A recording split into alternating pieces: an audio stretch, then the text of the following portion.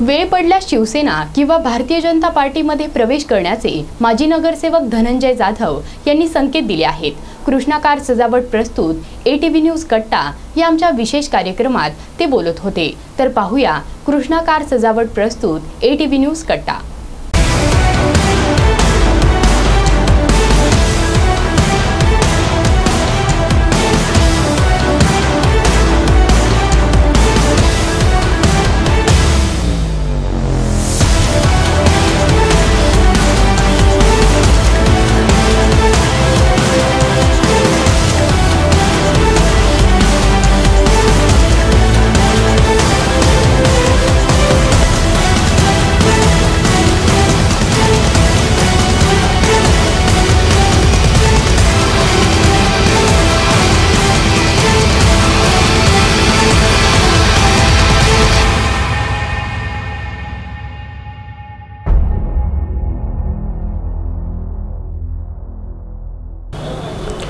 नमस्कार, ATV news कट्ट्यावरती आपलं सर्वांचं पुन्हा एकदा स्वागत।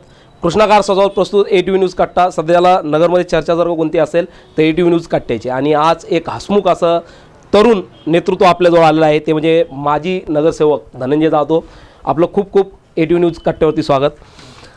सगळ्यात महत्त्वाची गोष्ट म्हणजे आम्ही सर्वच जे पण पाहुणे येतात त्यांचा राजकीय प्रवास जाणून घेण्याचा प्रयत्न करतो। तर आपला राजकीय प्रवास कसा सुरू झाला? सर्वप्रथम सर्व नगरकरांना मी नमस्कार करतो। विद्यार्थी दशकेपासून मी खरं म्हणजे माझ्या राजकीय कारकिर्दीला सुरुवात केली। 2001 मध्ये काँग्रेसची जी विद्यार्थी संघटना NSY या NSYचा अध्यक्ष म्हणून प्रथमतः मी राजकीय जीवनात माझा पदार्पण केलं। त्यानंतर 2 वर्षांनी मला त्याच विद्यार्थी संघटनेचा जिल्हाध्यक्ष म्हणून काम करण्याची मला संधी मिळाली। जवळपास 4 वर्ष मी विद्यार्थी संघटनेचं काम केलं। ते काम करत असताना नगरमध्ये अनेक वेळा त्यावेळेस फी वाढी झाली होती। त्यावेळेस एक मोठं आंदोलन आम्ही नगर शहरामध्ये केलं होतं विद्यार्थ्यांसाठी, आणि तो प्रश्न विद्यार्थ्यांचा त्यावेळेस मार्गी लागला।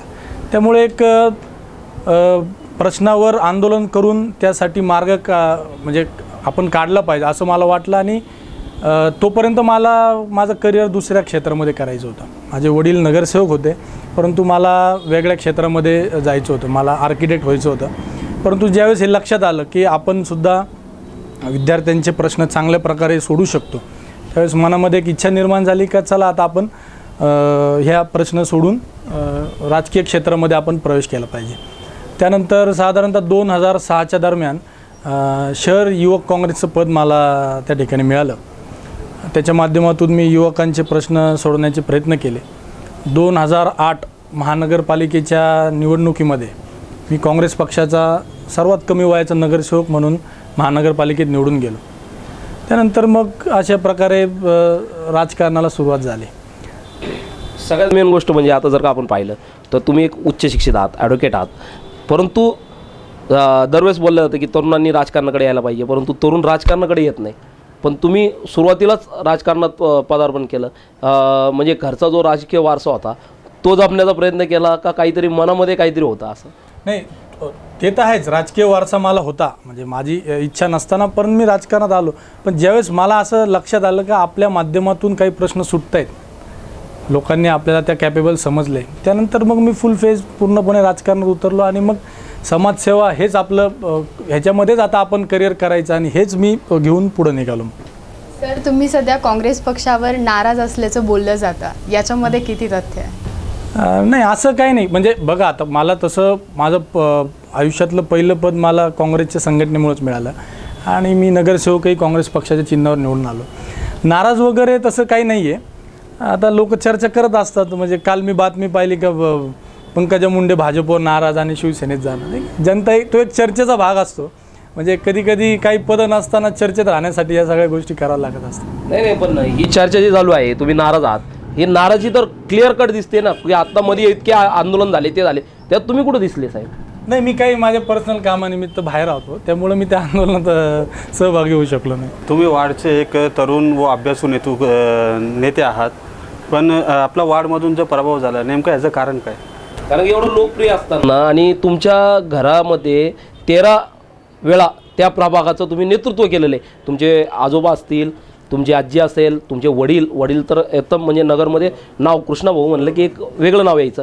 आणि तुम्ही असं 13 वेळा तिथून प्रतिनिधित्व केलेलं असताना सुद्धा का पराभव झाला? नाही, त्यावेळेस सिच्युएशन वेगळी होती. म्हणजे मी ज्यावेळेस निवडून आलो त्यावेळेस एक नगरसेवकाचा एक प्रभाग होता 2008ला. 2013ला ज्यावेळेस परत निवडणूक झाली त्यावेळेस 2 नगरसेवकांचा एक प्रभाग झाला होता.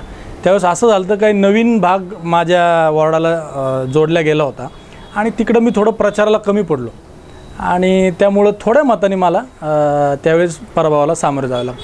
पण कसं असतं, नवीन असलं, तुम्ही जे म्हटलं मला आता शिक्षित आहात, तोच खरं मला फायदेशीर ठरलं. म्हणजे नाहीतर काही लोक पडल्यानंतर अजिबात म्हणजे पूर्ण गायब होतात. पण मी दुसऱ्या दिवशी सकाळी ऑफिस उघडलं, माझे जे दैनंदिन कामं आहेत लोकांची ती परत मी सुरू करायला सुरुवात केली आणि ते आत्ता पण मी करत आहे. मी रोज सकाळी 2 ते 3 तास ऑफिसवर असतो, वॉर्डातल्या लोकांना वेळ देतो, त्यांचे प्रश्न समजून घेतो, महापालिकेत जातो. आता परवा आमच्या भागामध्ये रस्ता चालू असताना तो थोडा निकृष्ट दर्जाचं काम चालू होतं. मी लगेचच निवेदन घेऊन आयुक्तांकडे गेलो, तिथं बोललो आणि ते सुधरून घेण्याचं मी त्यांना हे केलं. नाही, पण ते पटणारी गोष्ट नाही साहेब. तुम्ही जे म्हणतात की नाही का नवीन प्रभाग जॉईन झाला, कारण की जर का पाहिलं तर तुमचे जे वडील होते त्यांचं बाजूच्या प्रभागावरती सुद्धा प्रभुत्व होतं. हे नागरून चालणार नाही. जर का सुरकेमाळा म्हणलं किंवा बुरुडेमाळा हे जर का विषय घेतला तर त्या ठिकाणी प्रभुत्व त्यांचं खूप मोठं प्रमाणामध्ये होतं. अशा वेळेस तुमचा पराभव होणं हे कितपत तुम्हाला कसं वाटलं त्यावेळेस आणि काय? मतदार राजा असतो शेवटी. तो जो निर्णय घेईल तो आपल्याला मान्य करावा लागतो. तो मी माझा निर्णय मान्य केला. म्हणजे जनतेने जो कौल दिला तो मी मान्य केला. आणि मला कधी कधी असं वाटतं बरं का, माझे वडील 7 वेळा नगरसेवक होते. त्यांचं दैनंदिन वॉर्डामध्ये 2 ते 3 तास ते वॉर्डाला रोजचे द्यायचे.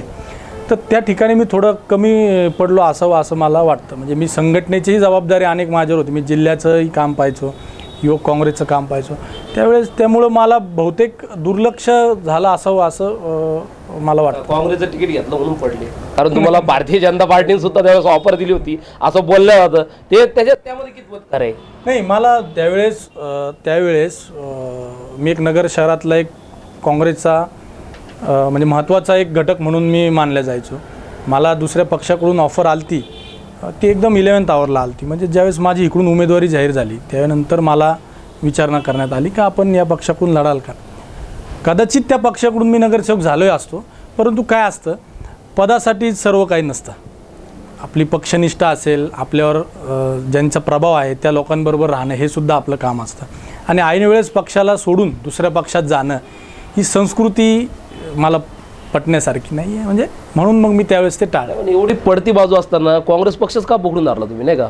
कारण काँग्रेसचं जर का आपण नगर जिल्ह्यामध्ये जर का आपण पाहिलं तर दक्षिणेकडे एवढा प्रभाव नव्हता. कारण तुम्ही ज्या नेत्यांना मानत होते, राजळे असतील, ते असतील, त्यावेळेस ते सगळ्यांनी पक्ष सोडला होता, पण तुम्ही थांबले. नाही, कसं असतं हे पहा, कधी कधी पडत्या काळातच आपण पक्षाबरोबर राहिलं पाहिजे.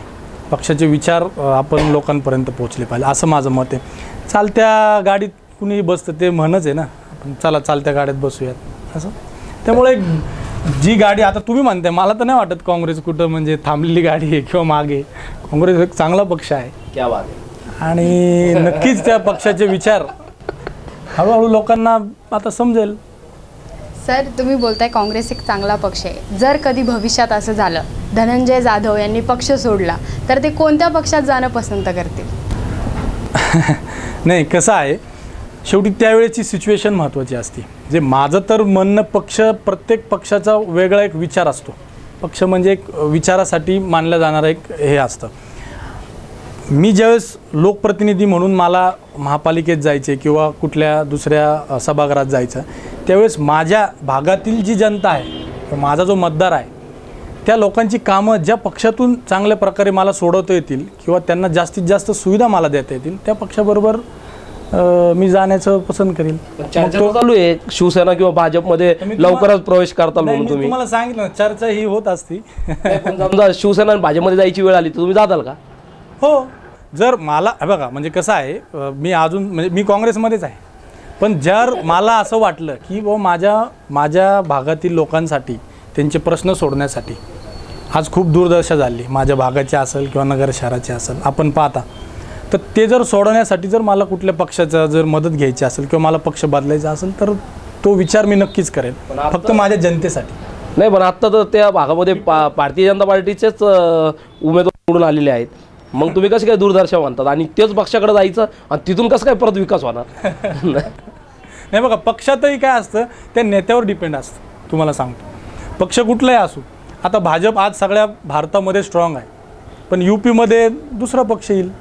किंवा आत्ता जर आपण पाहिलं की पुण्यामध्ये पिंपरी चिंचवड सारख्या शहरामध्ये आज अजितदादांच्या सारख्या नेत्याच्या माध्यमातून इतकी कामं झाली होती, पण त्यानंतर त्यानंतर मग त्या पक्षातून तिथून एक नवीन नेतृत्व पुढं आलं. त्या नेतृत्वावर खरं म्हणजे जनता हे करत असते, असं माझं मत आहे. शिलाताई शिंदे महापौर झाले त्यावेळेस आपण पक्षाच्या विरोधात काम केलं असं बोलले जातं, हे कितपत खरं आहे? म्हणजे महापौर इलेक्शनमध्ये का? मी नगरसेवक असताना नाही, त्यावेळेस परिस्थिती अशी होती की काँग्रेस, राष्ट्रवादी काँग्रेस ची सत्ता होती आधी. म्हणजे त्यानंतर 2.5 वर्षानंतर ज्यावेळेस इलेक्शन लागलं त्यावेळेस महिला राखीव होतं माझ्या माहितीप्रमाणे, आणि शिलाताई शिंदे शिवसेनेच्या उमेदवार होत्या. तर मी विरोधात काम केलं वगैरे असं काही नाही. पक्षातल्या काही लोकांनी ते अफवा पसरवल्या असेल, तुमच्यापर्यंत पाठवल्या असेल, परंतु पाठवत नाही. त्यावेळेस आम्ही चर्चा झालेली आहे. नाही, त्यावेळेस असं झालं, मी सभागृहात होतो त्यावेळेस. आमचे जे त्यावेळेसचे गटनेते होते त्यांनी मला सांगितलं की आपण या इलेक्शनमधून माघार घेत आहोत. त्यामुळे तिथं इलेक्शन म्हणजे मतदान करण्याची वेळच आली नाही. जर मतदान करण्याची वेळ आली, लयच सांभाळावं लागलं त्यावेळेस लयच नेत्यांना तुमच्या पुढं करावं लागलं. सगळ्यांना सांभाळावं लागत असतं ना. नाही, पण तुम्ही तर पक्षाचे होते ना. काय झालं नेमकं? नगरकरांना ऐकायला आवडलं, आम्हाला नाही, पण नेमकं काय झालं ते कारण काही झालं असं काही नाही बरं का. पण त्यावेळेस सिच्युएशन अशी होती की आमचा उमेदवारच त्या ठिकाणी नव्हता. जर उमेदवार तिथं असता आणि जर मी उमेदवाराच्या विरोधात जाऊन जर काही कृती केली असती तर मी पक्षाच्या विरोधात केलं असं झालं असतं. सर, प्रत्येक गोष्टीमध्ये आवाज उठवणारा नेता म्हणून आपल्याकडे पाहिलं जातं, पण म्हणावं तसं राजकारणात तुम्ही आता सक्रिय दिसत नाही आहेत, त्याचं नेमकं कारण काय? नाही, काय झालं मग 2003 नंतर ज्यावेळेस मी महापालिकेचा म्हणजे इलेक्शनमध्ये माझा पराभव झाला, त्यानंतर मग मी थोडेफार सामाजिक उपक्रम चालू केले आणि ते माझे उपक्रम रोजचे चालूच आहे. आणि काय होतं की म्हणजे आवाज उठवला तरच तो नेता हे म्हणजे मला तरी पटण्यासारखं नाही. आपण आपल्या प्रामाणिकतेने जर आपण आपलं काम करत राहिलो तर ते निश्चितच कुठं ना कुठं आपली नोंद होत असते आणि आपण त्या माध्यम आणि प्रत्येक म्हणजे हल्ली काय झाले, जो आंदोलन करतो किंवा जो विरोध करतो तोच नेता, हे असं लोकांनाही वाटतंय. समीकरण झालं. तसं काही नाही आहे. काही लोकांची प्रवृत्ती वेगळी असती. आता जे आमचं शिक्षण आहे त्या पद्धतीने आम्हाला वाटतं एखादा मुद्दा जर पत्रव्यवहार करून किंवा सामंजस्याने किंवा चर्चा करून त्या अधिकाऱ्यांशी जर सुटत असेल तर तिथं आंदोलन करायची काही गरज नाही. आता परवा रस्त्याचं काम चालू होतं, ते निकृष्ट चालू होतं. मी त्या ठिकाणी महापालिकेमध्ये गेलो, आयुक्तांकडे त्यांना ते दाखवून दिलं, फोटो दिले, त्यांनी ते काम थांबवलं आणि ते परत चांगल्या प्रकारे आता चालू करतायत. त्यामुळं मग जर त्यांनी जर नसतं केलं, काम थांबवलं नसतं तर मग निश्चितच प्रकारे मग आम्हाला रस्ता रोको करावा लागला असता, त्या ठिकाणी वेगवेगळे आंदोलन करायला लागले असते. नाही, पण दिल्ली गेट जो भाग आहे त्या ठिकाणी जर का पाहिलं तुम्ही नगरसेवक असताना, त्या ठिकाणी नेहमी काही ना काही सभा व्हायच्या. पदयात्रा जी निघाली होती मोठी, त्यामध्ये तुम्ही सक्रिय सहभागी होते, सगळ्यात पुढं तुम्ही होते. असं सर्व असताना आता नेमकं धनंजय जाधव हरवले कुठं, असा जो प्रश्न सगळ्यांना पडलाय. कारण त्या ठिकाणी तुम्ही मोठमोठे नेते आणले होते त्या चौकामध्ये आणि त्या चौकामध्ये मोठमोठ्या सभा गाजलेल्या आहे. मग आता ठीक आहे, सभा विवाद जाऊन द्यावं, पण धनंजय जाधव इथं नाही. काही जण म्हणतात धनंजय जाधव पुण्यामध्ये आता बिझनेस सेट झाला, धनंजय जाधव तिकडे गेले. काय नेमकं लोकांना काय संदेश देणार तुम्ही आणि काय सांगणार पुढचं राजकारण तुमचं कसं राहणार? मी कुठेही गेलेलो नाही आणि कुठल्याही नगर शोरूम कुठलाही माझा दुसरा व्यवसाय नाही. सावेडी येथे फक्त माझं एक लॉन्स आहे, तेवढाच माझा व्यवसाय आहे.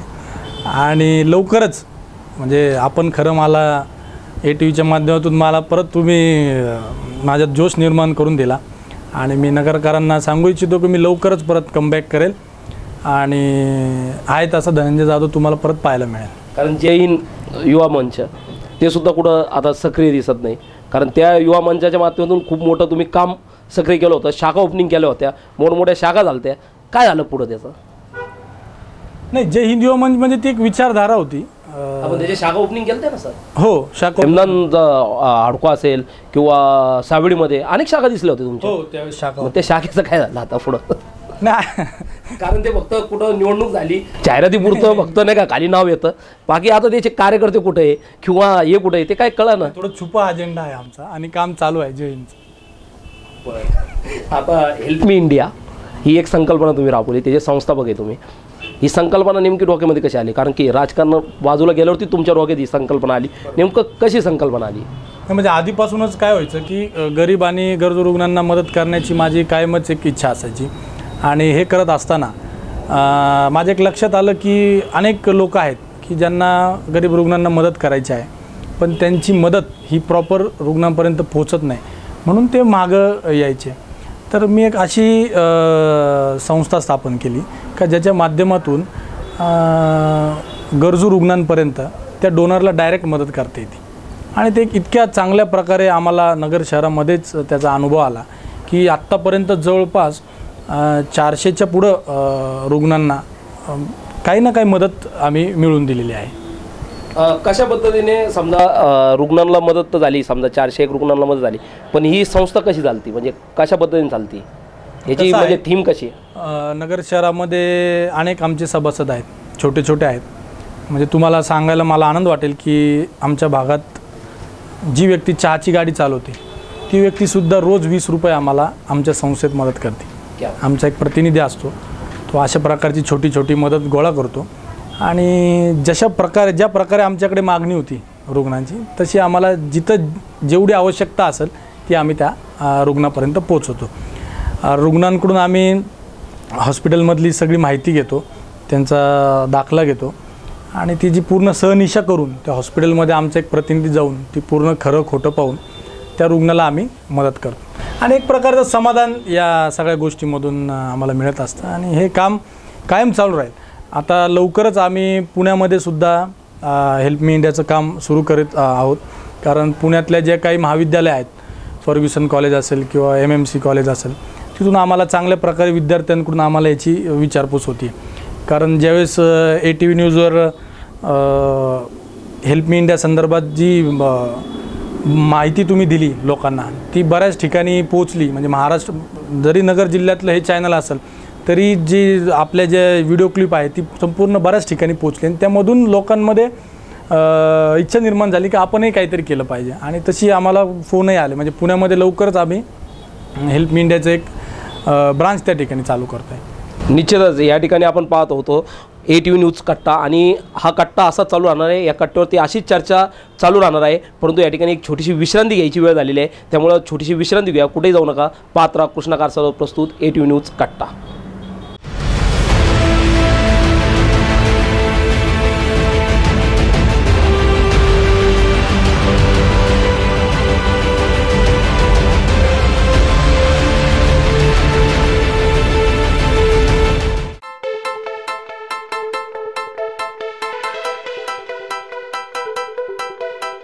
आता आला आहे ट्रेंड कार फॅशनचा.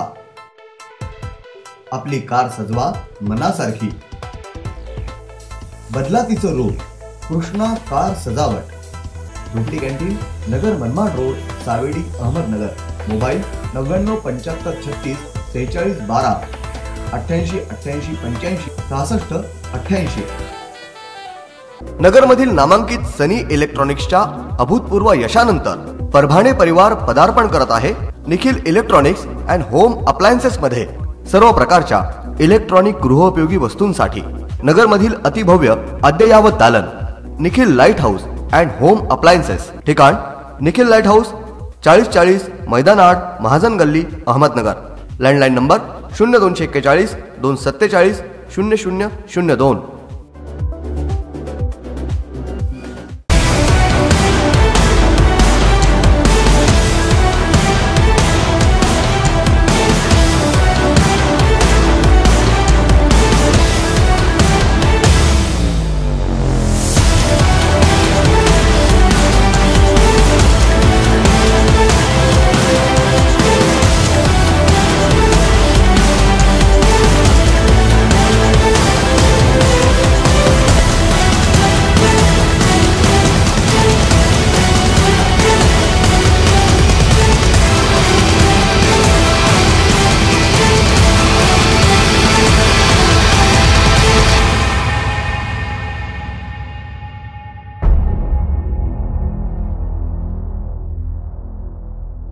विश्रांतीनंतर पुन्हा एकदा आपलं कृष्णागार सजावट प्रस्तुत ATV न्यूज कट्ट्यावरती खूप खूप स्वागत. या ठिकाणी धनंजय जाधव यांच्याशी ॲडव्होकेट धनंजय जाधव यांच्याशी आपण चर्चा करत आहोत.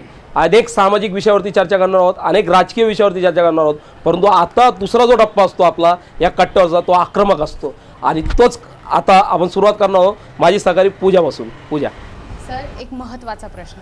विधानसभा निवडणुकीत पक्ष 4 नंबरला होता. अनेक दिग्गज नेते होते. सत्यजित तांबे यांच्या रूपाने एक तगडा उमेदवार होता, तरी देखील पक्ष हा मागे राहिला.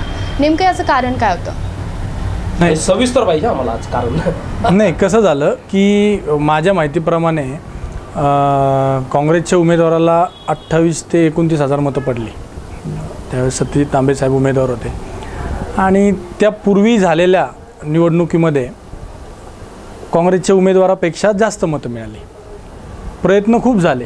कसं असतं, शेवटी एक आपण पाहतो की विधानसभेच्या वेळेस एक भाजपची लाट त्या ठिकाणी संपूर्ण महाराष्ट्रामध्ये होती, देशामध्येच होती आणि त्याचा कुठंतरी फटका काँग्रेस पक्षाला बसला असं मला वाटतं.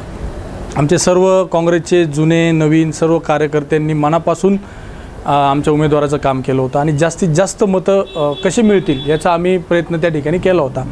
आणि माझ्या माहितीप्रमाणे आमचा अंदाज होता खरं तर एक म्हणजे निवडून येण्यासारखंच ते शीट होतं. कारण परंतु काही म्हणजे आता आपण लाट म्हणू किंवा काय म्हणू, त्यांना कमी मतं मिळाली. नाही, लाट म्हणून कसं काय चालणार साहेब की एका ठिकाणी महसूल मंत्री यांचे मामा एवढे मोठे दिग्गज नेते, वडील आमदार होते, त्याचबरोबर विखे साहेबांसारखं एक नेतृत्व नगरचे, आणि मग एवढं असताना सुद्धा 4थ्या नंबरला पक्ष जावं, कसं बघतात तुम्ही? नाही, कसं असतं की आता बरंचसं आहे ना, स्थानिक पातळीवरचे जे कार्यकर्ते काम करतात ह्यावर सुद्धा खूप डिपेंड असतं. म्हणजे नवीन जुने हा प्रत्येक पक्षामध्ये हा एक प्रकारचा आतला वाद असतो. आम्ही खूप प्रयत्न केला त्यावेळेससुद्धा की म्हणजे काँग्रेस पक्षाच्या उमेदवाराला मदत करण्याचा किंवा सगळ्यांना एकजूट करण्याचा, परंतु ते करू शकलो नाही. तुम्ही एका ठिकाणी म्हणतात की भारतीय जनता पार्टीची लाट होती, बरोबर, परंतु भारतीय जनता पार्टीची लाट होती तर भारतीय जनता पार्टीचं सीट नाही आलं ना, राष्ट्रवादी झालं साहेब इथं.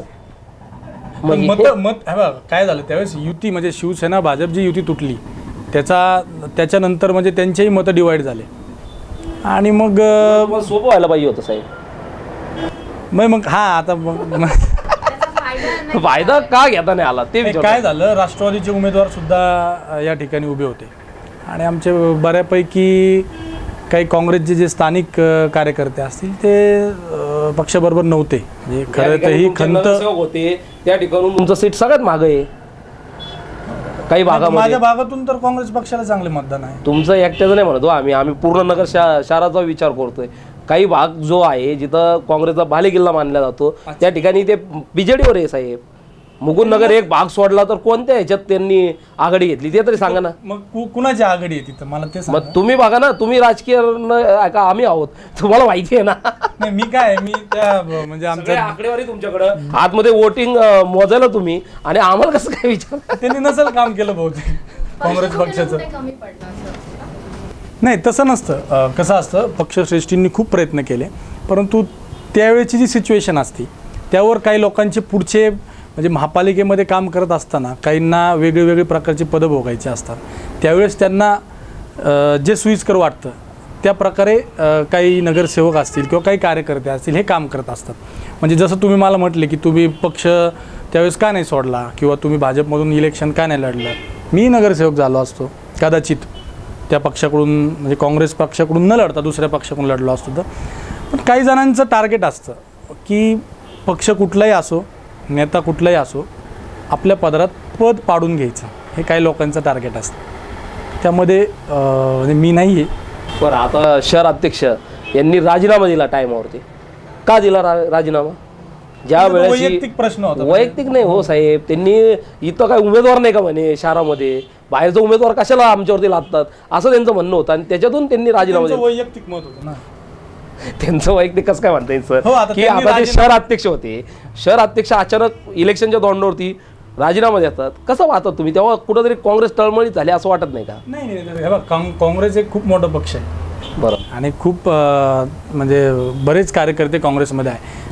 त्यावेळेस जे तुम्ही म्हणता ब्रिजलालजी सारडा हे शहर अध्यक्ष होते, त्यांचं मत असं होतं की बुवा स्थानिक कार्यकर्त्याला त्या ठिकाणी तिकीट मिळालं पाहिजे, परंतु असं होतं की त्यावेळेस स्थानिकांमध्ये एकमत झालं नसतं आणि त्यामुळं तशा प्रकारची उमेदवारी त्या ठिकाणी पक्षाकडून आम्हाला सगळ्यांना विचारूनच त्या ठिकाणी देण्यात आली होती.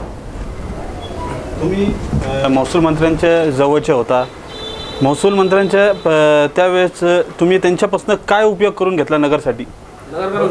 भरपूर केला. म्हणजे बाळासाहेब थोरात हे महसूल मंत्री असताना एक छोटंसं म्हणजे आम्ही माझ्या भागामध्ये जे विळी कामगार राहतात त्यांच्यासाठी सुमारे आम्ही 2.5 एकर जागा निंबळक येथे आम्ही प्रस्तावित केली होती. त्यानंतर तशा प्रकारच्या म्हणजे फॉलोअपसुद्धा आम्ही चांगल्या प्रकारे घेतला होता आणि जवळपास ती जागा त्या विळी कामगारांना मिळणारच होती, परंतु काही लोकांनी त्या ठिकाणी खो घातला आणि ती जागा त्यांना मिळून दिली नाही. परत दुसरी गोष्ट, स्वातंत्र्य सैनिकची जी संघटना आहे त्यांच्यासुद्धा जो जागेचा प्रश्न आहे त्यासाठी सुद्धा आम्ही त्यावेळेस भरपूर प्रयत्न केले आणि महसूल शाखा म्हणजे महसूल विभाग च्या माध्यमातून माझ्या प्रभागामध्ये शासन आपल्या दारी हा एक उपक्रम आम्ही त्यावेळेस राबवला होता. मग त्यामध्ये आम्ही घरोघरी जाऊन लोकांना विविध प्रकारचे दाखले असतील किंवा श्रावणबाळ योजना असेल, राजीव गांधी जीवनदायी असेल किंवा संजय गांधी निराधार योजना असेल, अशा अनेक प्रकारच्या सुविधा ज्यासाठी लोकांना कलेक्टर ऑफिसमध्ये जावं लागतं किंवा वेगळ्या ऑफिसमध्ये जावं लागतं, या सगळ्या सुविधा आम्ही लोकांच्या दारामध्ये नेऊन पोहोचवल्या होत्या. धनंजय जाधव आता राजकारणात कधी सक्रिय होताना दिसतील, त्यांचा जोरदार कमबॅक कधी होईल? लवकरच होईल. लवकरच म्हणजे काय नेमकं पुढच्या योजना काय नाही, तसं मी सक्रिय आहेच बरं का, परंतु अजून मोठ्या प्रमाणामध्ये आता काही मुद्दे आहेत ते मी तुम्हाला सविस्तर सांगणारच आहे. शेवटी त्यासाठी आता परत आक्रमक व्हावं लागणार आहे आणि तुम्ही जे आज मला म्हणजे विचारलंच आहे तर मी सांगू इच्छितो की येत्या काही दिवसातच मी लवकरच परत राजकारणामध्ये सक्रिय होणार आहे. काँग्रेस नगरमध्ये आहे का? हो. कसं काय दिसत नाही कुठं शाखा ओपनिंग दिसत नाही, काही नाही. तुमच्या शहर अध्यक्षांना हटवण्यासाठी एक गट सक्रिय असतो, तो दुसरा गट त्यांना कसं तरी त्या पदावरती ठेवणं असं दिसतो. बोटावर मोजणे एवढे कार्यकर्ते दिसत असताना त्या ठिकाणी गटबाजी होताना दिसते. सर्वत्र गटबाजी काँग्रेस पक्षात चालू आहे, हे मान्य करावं लागेल साहेब. कसं असतं साहेब, जेवढा पक्ष मोठा तेवढी गटबाजी असतं, हे समीकरण आहे. नाही ना, पक्ष मोठाच आहे. आमचे शहराध्यक्ष कामही चांगल्या प्रकारे करतात. महानगरपालिकेमध्ये अनेक वेळा ते प्रश्न मांडतात. शहराच्या जे प्रश्न आहेत ते मोठ्या प्रमाणामध्ये खऱ्या अर्थानं दीप चव्हाण साहेब हे मांडत असतात. म्हणजे एक अभ्यासू नेतृत्व म्हणून ते महापालिकेच्या सभागृहामध्ये काम करत असतात आणि एक चांगल्या प्रकारची जबाबदारी सध्या ते काँग्रेसची नगरमध्ये करत आहेत. पण जिल्ह्यामध्ये जी गटबाजी चालू आहे काँग्रेसची, त्याचे परिणाम नगर शहरावरती होताना दिसतात का? 2 गट आत्ता पण जिल्हा परिषदमध्ये आपण पाहिलं, स्टेटमेंट आलेली आहे पेपरला, असं लपून राहिलेलं काही नाही की नाही का तुम्ही म्हणताल मग कुठं आलं काय आलं, कारण तुम्ही येतं मला माहिती आहे अभ्यासू नेतृत्व आहे त्यामुळे तुम्ही आम्हाला काही बोलून देणार नाही, परंतु ही सत्य घटना आहे. कारण की पेपरमध्ये रोज एकामेकांविरुद्ध स्टेटमेंट येत होतं, टीव्हीवरती सुद्धा स्टेटमेंट येतं. याचा परिणाम हा नगरच्या किंवा नगर शहराच्या नगर जिल्ह्याच्या काँग्रेसच्या कार्यकर्त्यांना होतोय का? नाही, कसं आहे, आपल्या जिल्ह्यामध्ये दोन्हीही मोठे नेते आहेत. माजी मंत्री नामदार बाळासाहेब थोरात असतील किंवा आत्ताचे विरोधी पक्षनेते राधाकृष्ण विखे पाटील असतील, हे दोन्ही नेते आपल्या आपल्या प्रकारे काम करण्याचा प्रयत्न करत असतात. आता काय होतं, एक तर आपला जिल्हा आपल्याला माहीत असेल की महाराष्ट्रामध्ये जर भौगोलिकदृष्ट्या जर पाहिला तर आपला जिल्हा हा सगळ्यात मोठा जिल्हा आहे. त्यामुळं काम करताना थोडंफार मतभेद होतात, परत एक होतात, हे चालूच असतं सगळ्या पक्षामध्ये. आणि दोघंही मोठे नेते आहेत, योग्य वेळी काय करायचं आहे हे त्यांना माहीत असतं आणि कशा प्रकारे त्यातून मार्ग. आता तुम्ही जिल्हा परिषदेमध्ये सुद्धा काँग्रेसच आपण म्हटलात इतके भांडणं झाले, परंतु काँग्रेसच हा सगळ्यात मोठा पक्ष त्या ठिकाणी ठरलेला आहे.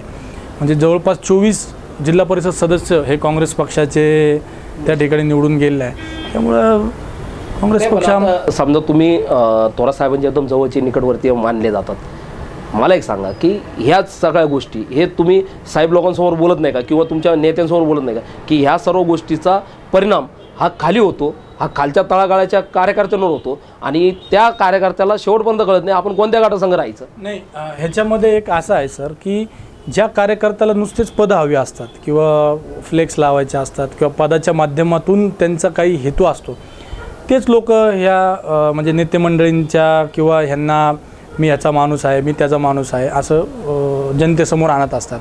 खरं तर ज्याला काम करायचं आहे, की ज्याला जनतेची प्रश्न सोडवायची, त्याचं एकच टार्गेट असतं की माझ्या प्रभाग असेल किंवा माझ्या एरियातले संबंधित लोक असतील, ह्यांचे प्रश्न मी कशा प्रकारे सोडवीन, त्या ठिकाणी ते त्यांचं हे होत असतं. तुम्ही महानगरपालिकेत पुन्हा निवडून आलात समजा, तर तुम्ही नगरकरांसाठी किंवा तुमच्या वार्डासाठी एखादं पद तुम्हाला समजा मोठं भेटलं, समजा महापौर पद असेल किंवा कोणतंही पद असेल, तर कोणती कामं प्रामुख्याने तुम्ही करताल किंवा तुमचं व्हिजन काय आहे? बरोबर आहे. सगळ्यात महत्त्वाचा प्रश्न सर आपण विचारला आहे. माझ्या दृष्टिकोनातून अनेक काही गोष्टी आपल्याला महानगरपालिकेच्या माध्यमातून नगर शहरामध्ये करता येणार आहेत.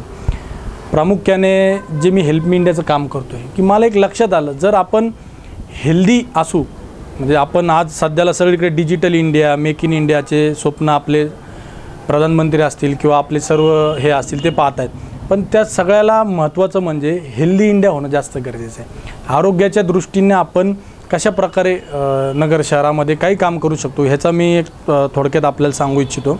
सध्याला आपल्या नगर शहराची लोकसंख्या जवळपास 4.5 लाखच्या आसपास आहे आणि मी माझ्या माहितीप्रमाणे नगर शहरामध्ये महापालिका चालवत असलेली फक्त एकच हॉस्पिटल आहे, बाळासाहेब देशपांडे हॉस्पिटल, आणि जवळपास 6 ते 7 त्या ठिकाणी छोटे छोटे प्रभागामध्ये आरोग्य केंद्र आहेत.